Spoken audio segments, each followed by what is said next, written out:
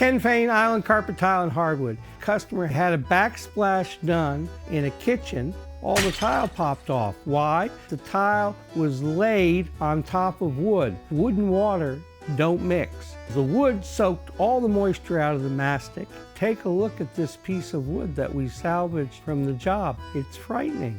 There was only one solution. Take the tile off, take the wood out, put a sheetrock up, or you could always put cement board up and do it again. We rescued the situation, but it was a great reminder what moisture does to wood in particular. Make sure you have the right substrate for the finish. Ken Fain, Island Carpet Tile and Hardwoods.